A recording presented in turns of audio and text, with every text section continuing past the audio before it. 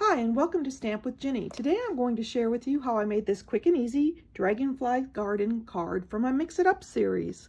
I'm using the Dragonfly Garden stamp set and the coordinating punch that comes in a bundle.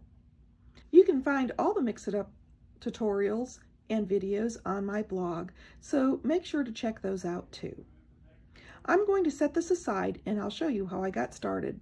We're going to start with our stamping for this project, so I am going to bring in my sentiment piece using the basic white. I'm going to ink up my dragonfly image here, and I'm going to stamp it first in the upper left-hand corner, and then I'm going to turn it a bit and stamp it here in the bottom right-hand corner. I'm going to bring in my sentiment piece while I'm using the bumblebee, and I am going to stamp right here in the little corner just to add a pop of color. And then I'm going to bring a piece of basic white that I'm going to use for punching out this lovely dragonfly. And I'm going to take my dragonfly's punch quickly here, line it up, and punch. There we go. Next, I'm going to add the sentiments to this piece with the two dragonflies on it. I'm going to start with For a True Friend and ink that up using my Mossy Meadow. I'm going to stamp that about center ways on the right-hand side using the Mossy Meadow. And then I'm going to bring in You're an Inspiration, and I'm going to stamp that here to the left below it. There we go. And the final bit of stamping I'm going to do is on my card front. Now I'm going to fold this so that I know that I'm not going to stamp on the back. I'm going to bring in this group of dragonflies, and I am going to start. Sorry, it's cold in my classroom and it looks like my ink needs a little bit of encouragement. So I'm going to stamp that going down from the upper right hand corner to the bottom left hand corner, and I'm just spacing those out and making it kind of random so that they're scattered throughout. I've got my stamping done. I can put my ink to the side and I can show you how to assemble. Okay, the assembly of my card is fairly simple. I am going to start with my bumblebee panel here. I'm going to add some adhesive and adhere that into the lower right-hand corner. There we go. And then I'm going to bring in these 3 strips of Designer Series paper. And I like to start with the top and bottom piece. And so I do that so that I can evenly space the center piece, or the last one. I'm going to line this up with the outer right-hand edge, and I'm doing it about 1/4 inch down.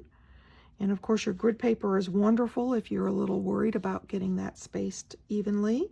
And then I'm going to bring in this small dandelion image done in bumblebee, and I'm going to adhere that to the bottom section, doing about the same distance up, about 1/4 inch, and touching that right hand side. There we go, and adhere that down. And finally, I'm going to bring in this 3rd strip, and I am going to adhere that down in the center of these 2. So I'm going to line that up with the outside edge, spacing it about evenly, and then laying it right down there in the center. There we go. And next I'm going to bring in my sentiment panel. I flipped it over so I can add my dimensionals to the back. I'm going to add one on each corner and then one in the center because this is a fairly large panel. Remove the backings and adhere that down right over the top of that bumblebee panel, lining it up nice and evenly. The next thing I'm going to do is bring in this dragonfly that I have done. I'm going to add a dimensional to the one side here because this is going to hang off my panel, and then on the other side I'm going to add a little bit of adhesive.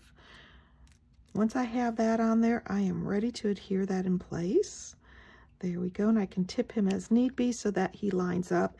And what that one dimensional will do is give me the same level or the same height dragonfly as my panel, so it'll be nice and even. The last thing I'm going to do to the card front here is bring in these adorable little ladybugs. I hope you can see them. These are just absolutely adorable. They can be colored with our stamping blends if you want to color them, but they are wonderful just like they are. I'm going to set them on 3 glue dots, and then I'm going to scatter these throughout my card front here, just kind of random. Let's see, I'm going to put one down here.